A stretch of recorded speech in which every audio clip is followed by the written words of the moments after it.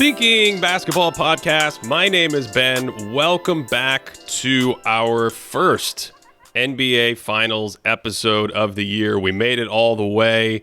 Nuggets and Heat. Here we are in the Mile High City. Denver takes game one. How'd you feel about it, Cody? Did it deliver?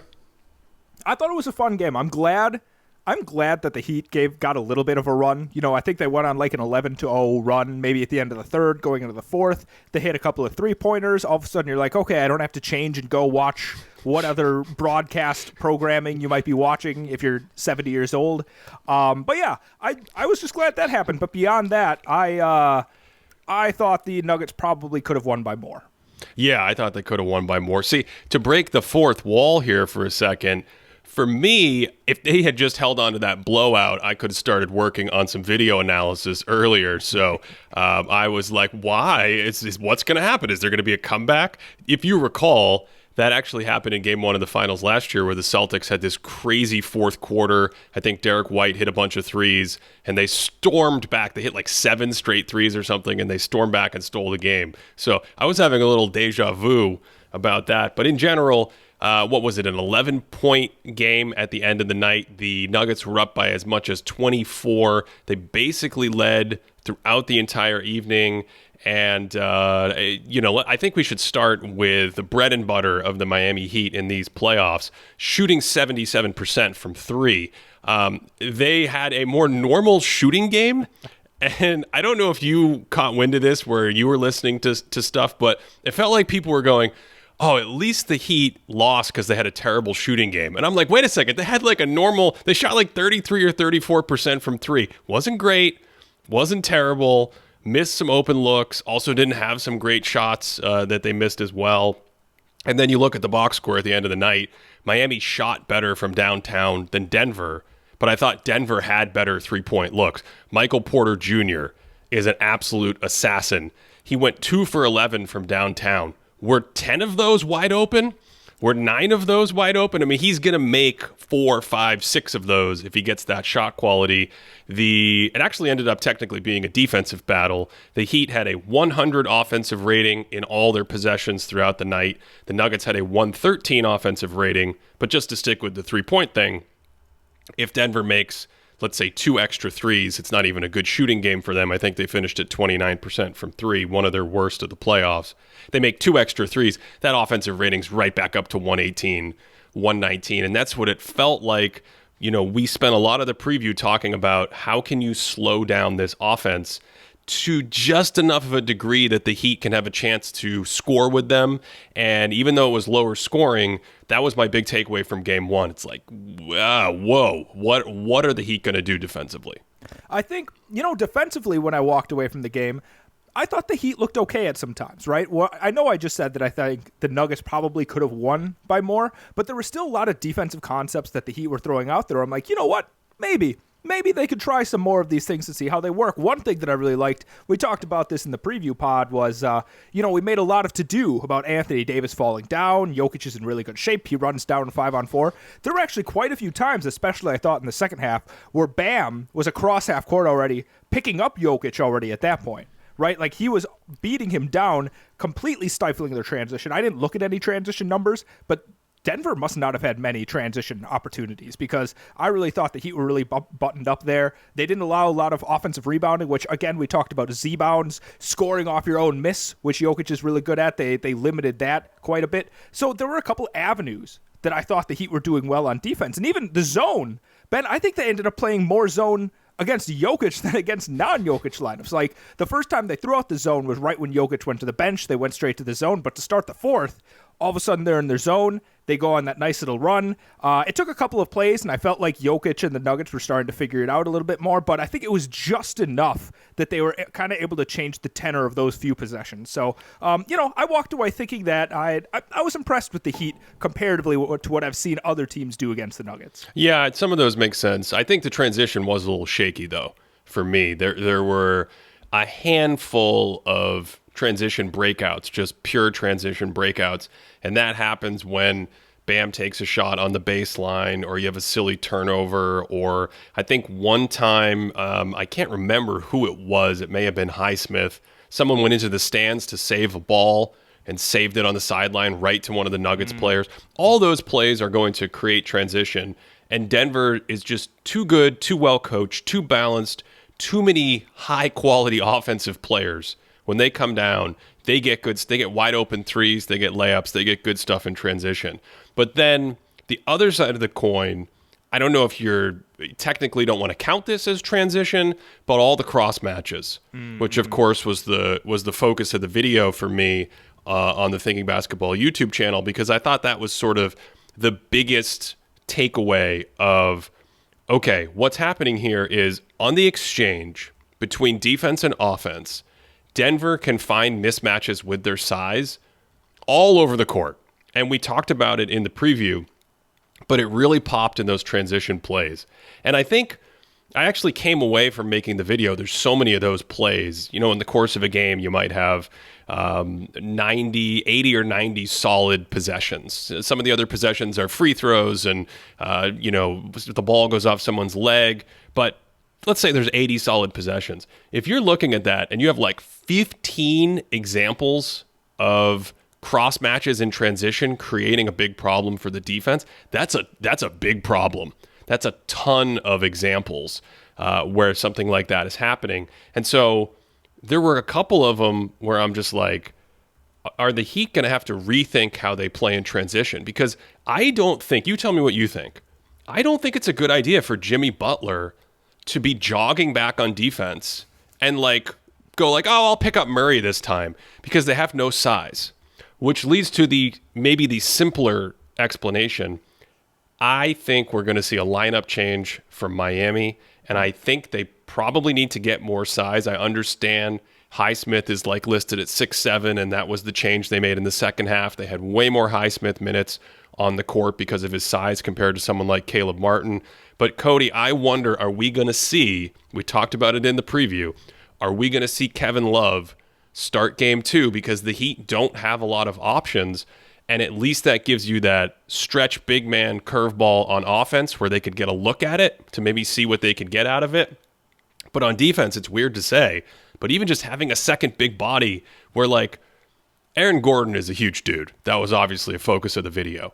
But if Jokic can abuse Kevin Love, at least Aaron Gordon can't theoretically abuse Kevin Love like he can a small guard. And I just think they needed more size out there. So that is what I expect going forward. Something like that. So if we go back to something you said, I agree with you. A big focal point of the video, you should totally go watch it if you haven't over on YouTube, the Thinking Basketball channel, not More Thinking Basketball, which you should also go there and watch Mike De La Rosa's breakdown of it's got Michael nuggets. Porter. Yeah, it's got nuggets on nuggets. Yeah, a lot of nuggets content. But you're right about the cross matches. The Nuggets were able to eat that up. Usually Nuggets are being eaten, but this time Nuggets were cannibalizing the other way. But I would rather the cross match issues as opposed to just playing 4-on-5 on defense. So it's a step up comparably to how the Lakers were doing it last trimester. I'm such in school mode right now, Ben. I'm just ready to grade some papers. But the last series, the Lakers were just not getting back and getting run out with the 4-on-5 situations. Yeah, the cross matches were an issue, but I also don't know if they were expecting Aaron Gordon to be able to use his weight as well as he did. I think the NBA, I think a lot of people see it as a complete speed league where it's oh, we need a speedy little point guard, a speedy wing that's going to be able to touch the paint, break down the defense. Whereas we've seen across these playoffs, the bulk, the heft, being able to throw yourself around an established position is so important. We've seen it straight from guys like Kevin Durant, who is maybe being able to be pushed around a little bit more against these Nuggets. And then again, last night, Aaron Gordon gets a mismatch, goes straight down to the weight room, throws him into the basket. It's a marriage of the egghead, meathead kind of life. You're not just Hulk smashing, you're doing it with a brain. And I think that's really a key from what we're seeing is being able to use that size. But now that Miami knows that Aaron Gordon can do this, I don't know. I think that they'll be able to adjust to that better in Game 2. I don't know if you can count that as a prediction, but I don't think we're going to see the same sorts of cross-match issues in Game 2.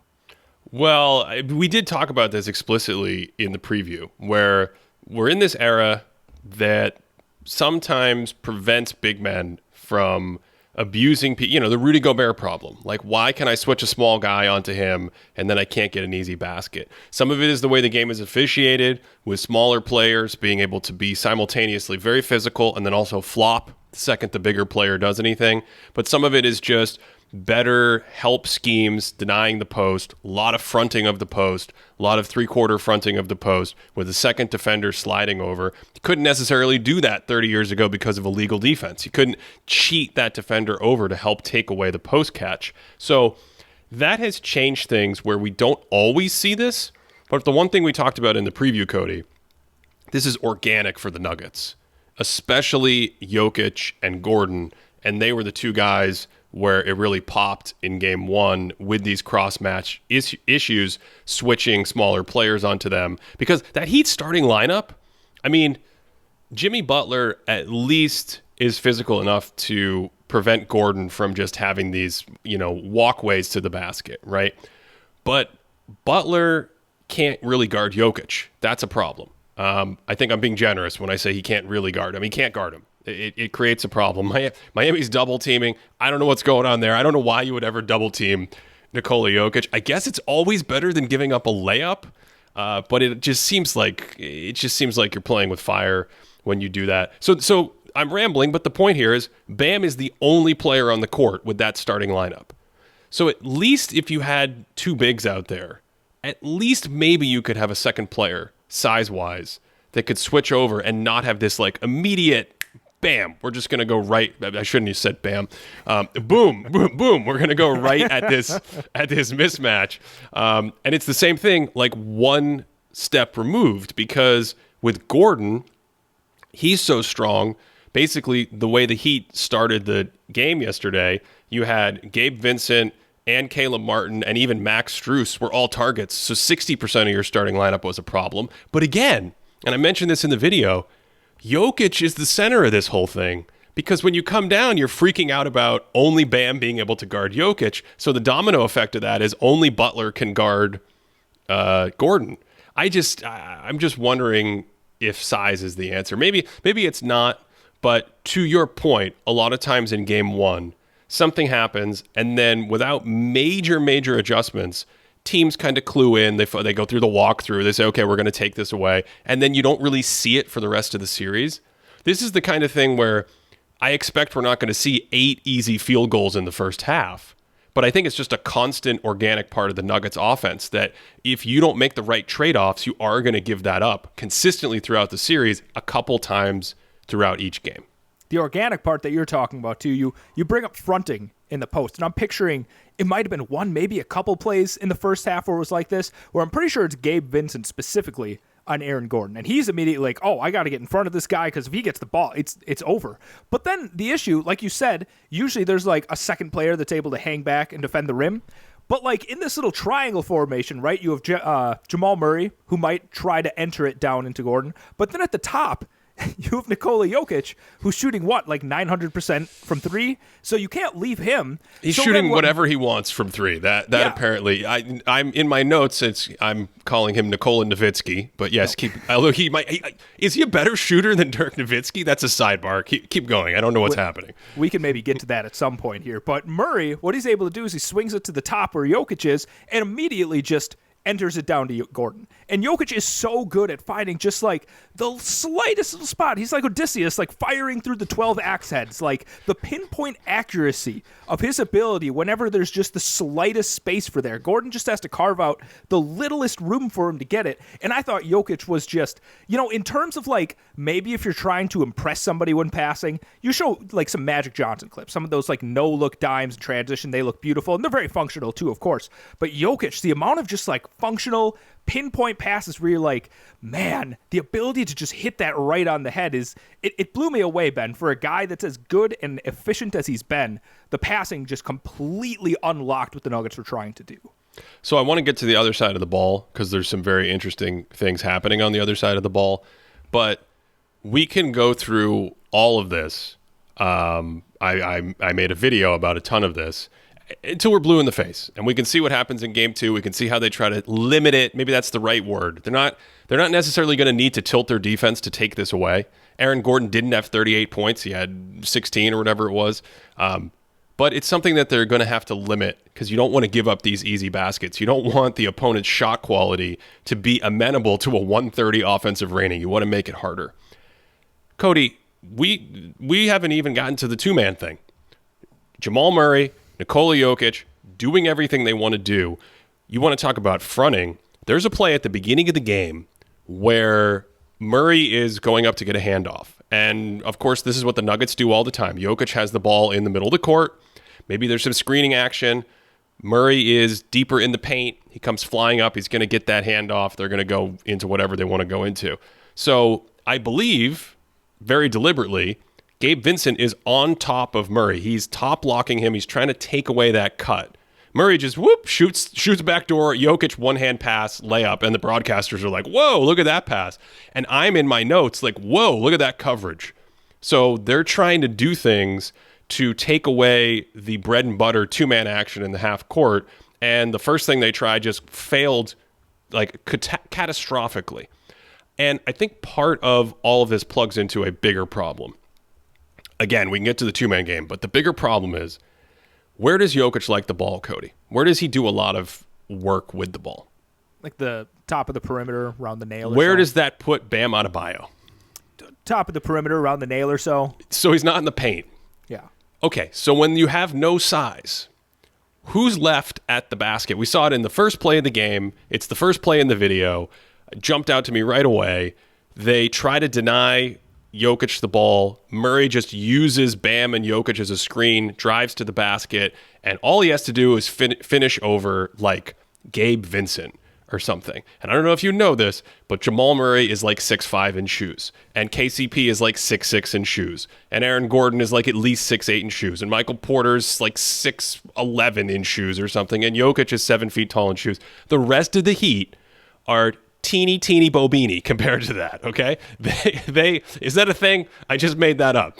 There's no one there. There's no one left at the basket to block any of these shots or put any pressure on any of the cutters, any of the post ups, any of the drives, anything that's happening.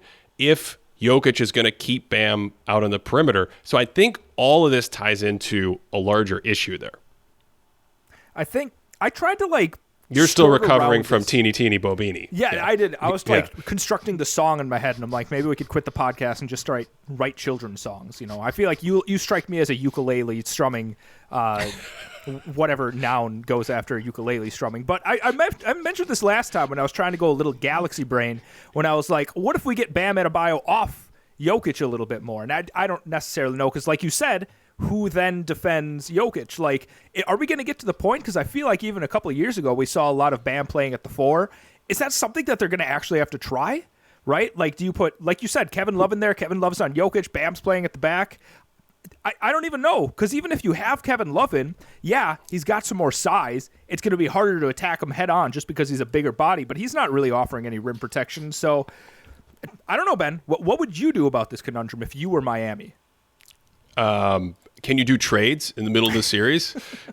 Like for Jokic? Are they trying to trade for Jokic? I think it would be cool and very sportsmanlike if you could let players swap teams during games just to try it out, just to see how it goes. Like a friendly. Don't get mad at me, soccer people. That was a joke. I know a friendly's not that. Okay, so the zone. I think that leads us to the zone. Maybe that's why we had 17. We tracked on our side 17 possessions of the zone. I don't know what the optical tracking came up with, but we had tagged 17 possessions of the zone. The Heat did a decent job, but the Nuggets still got good looks. It slowed them down a few times. I think about half were with Jokic on the court, half were with Jokic off the court. The issue with the zone, Cody, well, there's a couple issues, but the first thing is the more you show it to Jokic, who's going to play 35 to 40 minutes a night, the more he's going to intuitively understand how to manipulate forget how to attack it. He's going to start manipulating the defenders once he understands what they want to do. The other issue is, I'll go back to a question I just asked you. Where does Jokic like the ball? At the top of the perimeter, probably around the nail area. Where do teams and the Nuggets want to get the ball to attack the zone? Top of the perimeter, around the nail or so. And who would they like to have the ball to do that? Nikola Jokic, their MVP? So to me, you have this bad matchup situation where it's like the thing Denver wants to do anyway, the thing they're good at, is the thing that punctures the zone. And actually, only a couple possessions, because like I said, they had a few possessions that slowed them down, I thought, or took them out of their rhythm, even with Jokic on the court. But there were like 2 or 3 possessions that the Nuggets had great success against the zone, where if you didn't see earlier in the possession or you didn't know what was going on, you wouldn't notice it's a zone at all because Denver just ran their offense. Jamal Murray, spacing is perfect. Guy in the corner, guy in the opposite corner. I'm going to drive right. The help's late. I finish. Or actually, in that case, I think he pivoted back for a little 10-foot fadeaway. The Jokic short roll, no-look pass highlight from the game, that was against the zone. They just ran pick and roll. They ball screened up at the top. Jokic short rolls down the lane. He does his little look to the corner. There's only one low defender there. It's like, yeah, go ahead. Yeah. I'm going to jump in because I think this play is really fascinating if it's the same one that we're thinking about. But what I love about that is it actually took a long time into the shot clock for them to get to that point, right? It kind of felt like the Nuggets were just trying to figure out what they were going to do. Offensively, it seemed like they were trying to get into some pick and roll actions. And then maybe with like 5 seconds left in the shot clock, Jokic gets up there, sets a screen, rolls into that area, and then that dump off pass he makes. I mean, he's like catching, spinning, there's traffic, someone's cutting from the corner, and all of a sudden it's a dunk. So a possession that looks like, it's like, wow, this Miami zone is looking great, turns into a dunk at the end. And I think that's what makes it so impossible to defend them, is they're just not rattled. And Jokic can make these just impossible passes where there's just traffic all around him. And he's like, I'm still patient enough where I can see these people cutting and still being able to look off to the defense. So I think that's the other aspect of it, is even if it doesn't work for them the first 18 seconds of the shot clock, 6 seconds is eternity against this Nuggets team. Yeah. As we talk this through, I kind of feel like, to answer your question in a non-cop-out way, in a serious way, if I'm Miami, I mean, at a certain point, you just might have to concede that there is too big of an advantage with the team across from you, the personnel, the way they're coached, the way they play.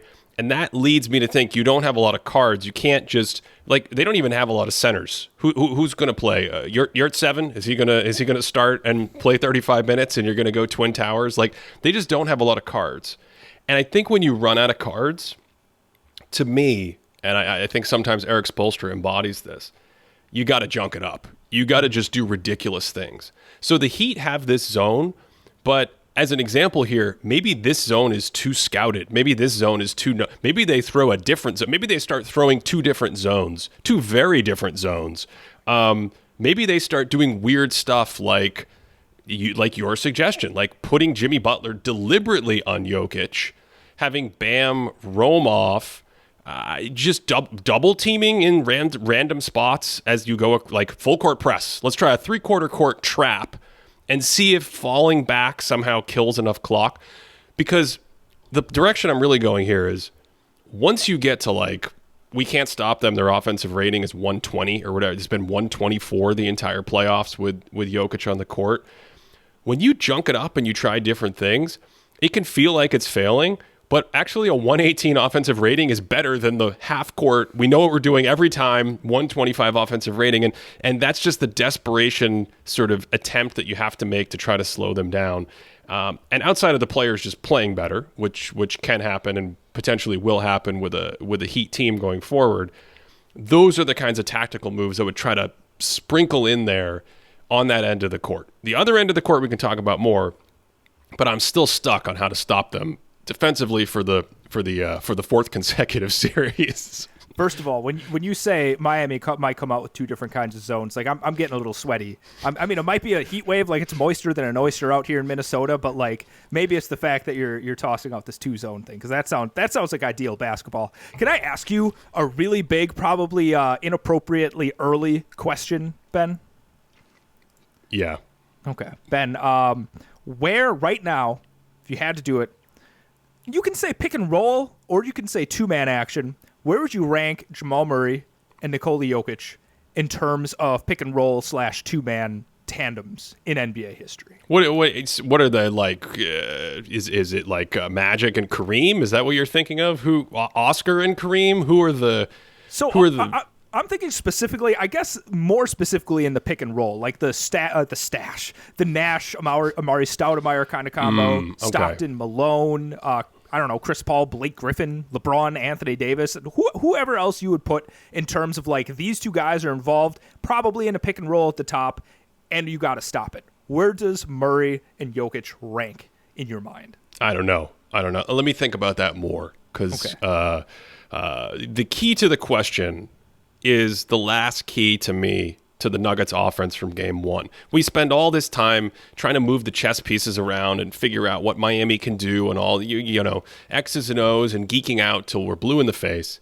But Cody, I mean, man, if Jamal Murray plays like this, if Jamal Murray plays like a top 10, 12 offensive player in the world, whatever it is, it's like we're talking about, then I think it becomes more comfortable to say, oh, this is one of the best offensive teams we've ever seen. And like, oh, this is an elite dominant offense, period, full stop, in the playoffs against anyone. And much like the 80s Lakers, which is why my mind went there, all you need is like a pretty good defense.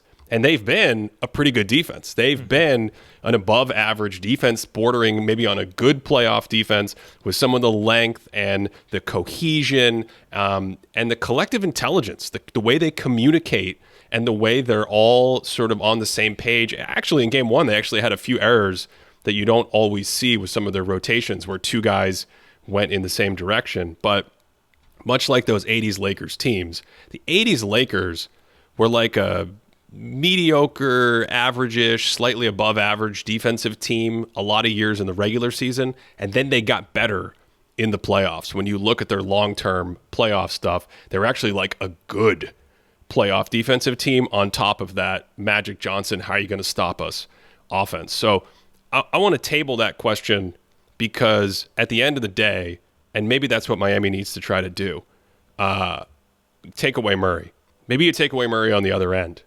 Maybe one thing we see less of in game two going forward is we're going to put Nikola Jokic in 95 pick and rolls. It just felt like almost every possession they're like bringing Jokic into the action, which is, by the way, very organic for them because they want Bam in all those screening actions. Bam is not a shooter. Sometimes you have Bam up at the top passing and diming up people, but a lot of that is handoff action to then get Bam rolling downhill.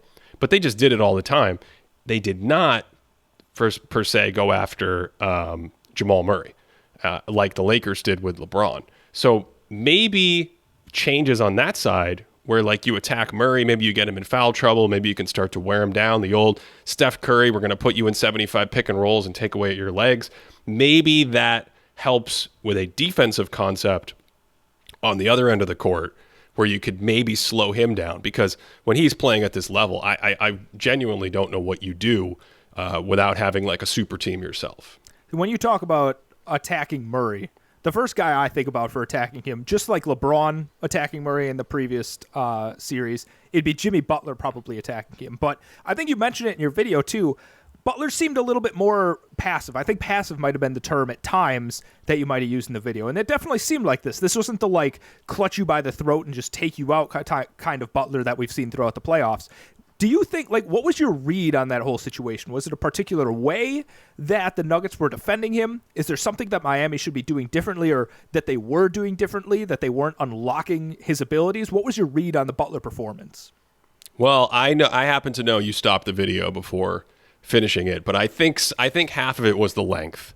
I think just that the Nuggets are just so big and long that when Butler is a player who I think really times up the rhythm and cadence of his opponents, and he uses that to his advantage, and maybe coming out of the gate and getting blocked twice in a row on that early play, like dealing with it goes back to the difference between practicing something and then actually experiencing something. It's like you hit the Nuggets. How can the Heat simulate the Nuggets' length?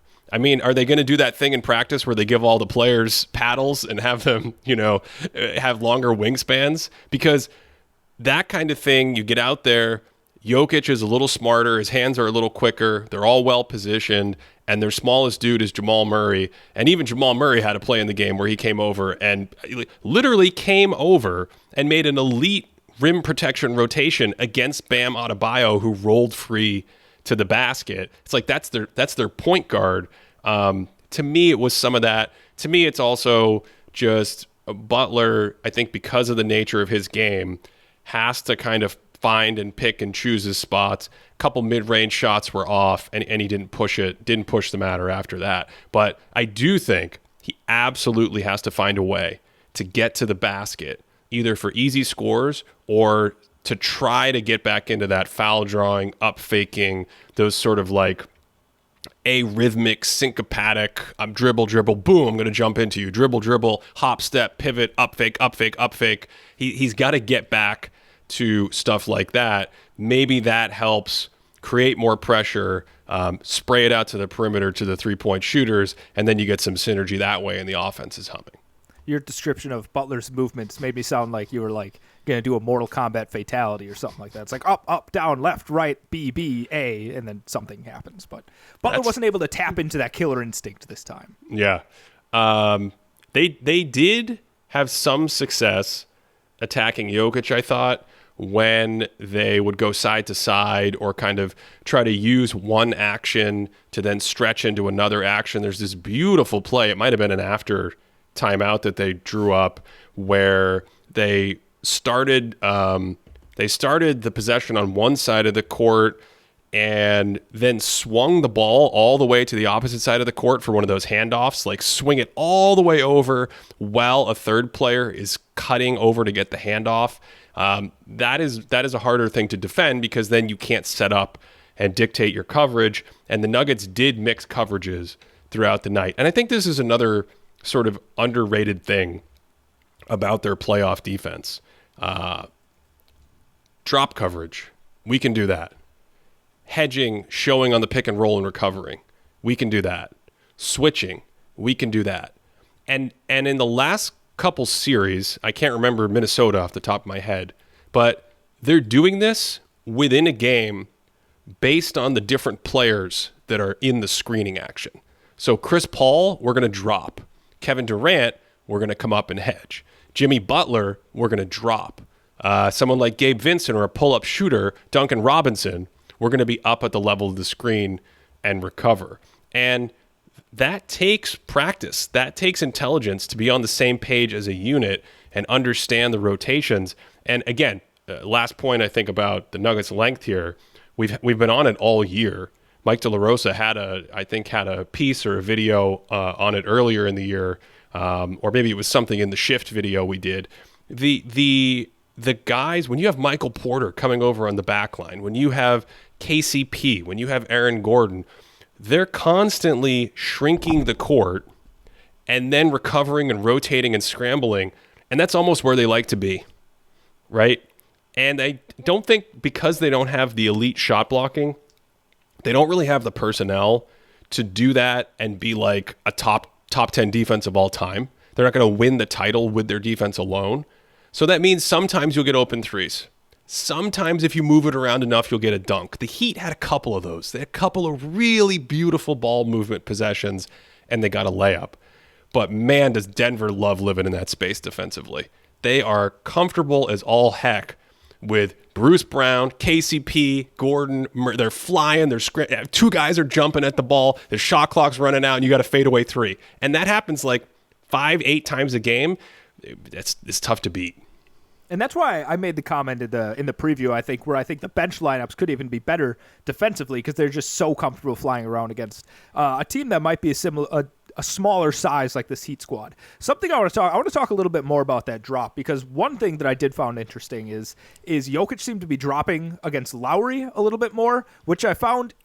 I don't necessarily know if I agree with that, and I'm sure things will get changed. Maybe they'll adjust if they decide. Maybe they actually do just want Kyle Lowry to shoot more. But Kyle Lowry, a couple of his pull-up threes, maybe even a pull-up mid was a big part of that, I think, like I said, 11-0 run that the Heat had. But then something else that the Heat were doing to beat some of Jokic's hedges was Bam's slipping the screen. And this is the sort of thing that you see Draymond doing tactically with Steph Curry. As he sets the screen, he gets away immediately so that he can catch the ball in the middle and be one of the best playmaking fours of all time. Bam, I thought, the incredible mid-range shooting display aside, I thought he had a more impressive passing display yesterday. He had the entire package. Some of the things that I said about Jokic, he had the same sort of catch in the middle. One of his guys cuts from the baseline. He hits him for a dunk pass, right? He catches at the top. Jimmy Butler gets a rip screen transition. Bam! Hits him on I shouldn't say bam. Boom! He hits him on the cutting layup pass, right? And I think that's a really big key is Jokic isn't going to be quick enough to be able to step up to defend on the hedge and then get back to Bam. So immediately they're going to have sort of a power play. So I'm interested to see the dynamic there to see how the Nuggets try and counter Bam being able to catch the ball in the middle of the court like that. Yeah, no, those are great points. I think Miami did find some success there. It'll be interesting to see if they continue to drop against the same players they're dropping against. I totally get the drop against Butler. I think that's the one to me that makes the most sense. And then Butler, how do you attack that? Do you start taking more threes and put that pristine 34% three-point shooting in the playoff on the line because you're gonna have to take 6 or 8 pull-up threes in a game?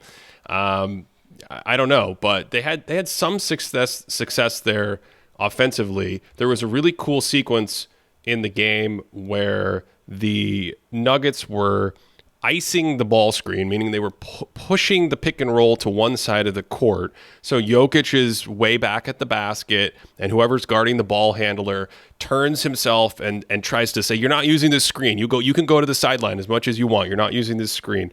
And the Nuggets had like 3 consecutive counters to this, where they ran staggered screens, 2 screeners over on the sideline, and then had one immediately flare out off the other one. And that created, okay, we got to guard that guy who's flaring out to shoot. We have to switch or something. That created a little confusion as a way to counter the ice coverage of the Nuggets. They did it 3 straight times and had, I thought, 3 pretty good possessions out of it. And then we didn't see too much of that the rest of the night because I think that brought the Nuggets out of that coverage when they were in that situation. But, I don't know. I think there was some optimism on that side of the ball, but you have to go into game 2 and find those soft points in the defense and attack them, whether it's going after Murray, whether it's something to get Butler going, like you said, whether it's more of Bam slipping, getting him in the middle. I'm not sure what it is, but I think there were some promising things there between Adebayo, some of the movement, some of the cutting. Duncan Robinson had a few promising possessions again, I thought. So maybe that's something that gives you optimism because all you got to do is steal game 2 on the road. You steal serve. Coming back home, you get all the benefits of home court advantage that help you there. So maybe that's something to build off going into the second game. Another talking point, again, it's been a very short amount of time. I haven't been able to really wade into the discourse to see what people were saying. But I think I saw, did the Miami Heat take 2 free throws during the game? They took, as a team, yeah, they took 2 free throws, which I think they said was the fewest amount of free throws either in a playoff game or a final. I think it was a finals game, maybe the fewest amount. So, I was diving into that a little bit more. Apparently, Bam's 26 without a free throw attempt is like the 10th most points in a single finals game without a free throw attempt. Fun fact, 3 of the top 10 were in the 2021 finals between the Suns and the Bucks. I think Booker did it, Drew Holiday did it, and I think Chris Middleton each had one around like 27-30. But when you hear that, I think if you're just maybe a layperson, you hear that statistic, you're immediately like, oh, wow, Denver really got the home whistle. But I think all of this kind of combines with Bam fell in love with the mid-range jumper. Jimmy wasn't really pushing the subject. There really weren't a lot of times where I thought that the Heat were missing that call. Like, to me, it was, I don't know if other people thought it was an unfairly officiated game, but I didn't walk away saying that the Heat were just getting miffed going to the basket. I just didn't think they were quite pushing the subject as much. Maybe it was Caleb Martin not being able to get downhill as much. Jimmy Butler wasn't getting downhill as much. So, yeah, I don't know. I think that 2 free throw attempts is definitely smaller than we'll see throughout the series, but I also kind of think it was indicative of the way that Miami was playing offensively. Yeah, I don't remember. I mean, Cody, it was an NBA basketball game, so there are definitely some people who think it was poorly officiated. I guarantee you that if there's a place I could make that bet, we would be very wealthy. But I don't remember a lot of even physical confrontations at the hoop. Miami got a lot of their stuff on drives with a breakdown, a little slip or a cut back door.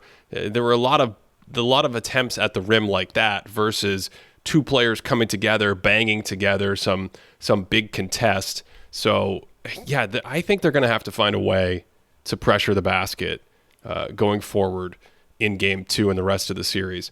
The other thought I have is about the Heat shooting that we've been just trying to figure out for the whole playoffs. And I'm just like, what's going on?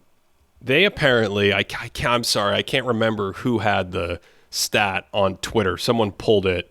They apparently shot 58% on their wide open threes against the Celtics, which is an all-time record in the optical tracking era. 58% on their wide open threes. There might have been a series that was at like 55 that was the closest. And as a team, I don't think there's too many instances other than that over like 52%. In a series, of course, that was a 7-game series as well against Boston. So a lot of attempts there. I want to say 70 some odd open threes that they had in that series. That, Cody, was worth about 5.5 points a game relative to the average wide open three-point shot. And the average wide open three-point shot is something like 38%. It's a good percentage. But when you are that far ahead on your 10 attempts a game, it gives you like an extra 5.5 points a game. And for those of you not familiar with what that means in terms of like wins and losses, if you're 5.5 points per game better over the course of a season with your point differential, that's like the difference between a 40-win team and like a 57-win team. That is a massive, massive difference. And of course, it could swing a series. So, Caleb Martin. Caleb Martin has played incredibly well. He's made a ton of shots. His 3-year wide open three-point shooting percentage, according to that same tracking data, is 34%. He's in the 18th percentile, but it felt like he didn't miss against the Celtics. Someone like Max Strus, who couldn't make a shot in Game 1 for the Heat, he, over the long term, has looked like a good outside shooter. I think he's 44 or 45% over the last 3 regular seasons, according to that same tracking data. So, I'm still wondering here, are the Heat actually a good team? I think Seth Partnow had the point recently that they weren't a great three-point shooting team this season because a lot of the players had down years. But when you look at the larger sample, you're actually talking about a ton of shooters. So is this a really good three-point shooting team? And Game 1 is almost a little bit of a letdown in that, we should expect these 40-45% explosive nights from them, or have they just been running incredibly hot and sort of the clock has struck midnight on their shooting luck? And if you pull away that shooting luck, which is why I wanted to give you the math on that, it's a huge deal. It's six points a game is a huge hole to come out of if you were to lose that shooting luck, especially against an offense like this. Am I allowed to think that the answer's somewhere in the middle? Is that a take I'm supposed to have here? Well, you already don't think we didn't hear you sneak in your Milwaukee Bucks bingo card today. So I guess we'll have to give you this one as well. Where what? They shot 45%. That definitely hasn't carried over this season. So yeah, it's really I don't know how to word this. Frustrating's not the right thing, but I think every playoff game invariably ends up turning into a shot quality or shot variance kind of conversation, which I think is like a very fair conversation to have. But like we just did prior to that, I think there's a lot more going on that you can point to. But no matter what, in a single game sample, there's going to be some kind of variance, right? So next game, maybe we'll see some same things, but still, I'm only going to be paying, not only, but I'm going to be paying attention to see these other big concept things that change, right? Like how does Miami attack some weaknesses? Are they going to start attacking Murray? Are they able to shift up their zone in some kind of way so that they can handle Jokic being in the middle or something like that? So I don't necessarily think that the variance has huge explanatory power in this game, just because, like you pointed out, the Nuggets actually shot worse. They shot worse from 3 than Miami. But, I think on the whole, Miami's probably better than what the regular season says for them, especially from the three-point line. I think maybe even Duncan Robinson has something to say with that because he's actually getting into the rotation. But, long-winded way of saying I don't expect Max Strus to go 0 for 9 from 3 again. But I also don't expect Michael Porter Jr. to go 2 for 11 from 3 again. Ultimate question before we get out of here that everyone likes to ask now after game one. Are you feeling any differently about how you felt before, your predictions, your assessment of how these teams match up? So I said the Nuggets were either going to sweep or win in 5. You had Heat in 6. We all know it. You're going to be pushing this to the day. It's going to be like 10 years from now. It's like, you're the guy that picked Heat in 6. By the way, if you missed the preview show, Cody did not pick the Heat in 6, just for the record. But if the Heat do win in 6, then maybe I did. You did get all the credit for that, yes. Yeah, I'll take all the credit for that. But yeah, I still think the Nuggets in 4 or 5, because of the hot shooting moment that we saw from the Heat and the fact that they were a little down, I could see them stealing a game, but I'm still pretty comfortable in saying leaning sweep, leading 5 games. If you want to support this show, check out patreon.com/thinkingbasketball. Also, remember, you can get that $300 off Sports Business Classroom with the sign-up code ThinkingBasketball. Thanks, as always, for listening to this one all the way through. We will be back sometime after Game 2. I think Game 2 is on Sunday coming up, and we will try to be back around a similar hour on Monday to get our thoughts on the record on Game 2. Once again, thanks for listening all the way through to the end. And, of course, I hope you're having a great day.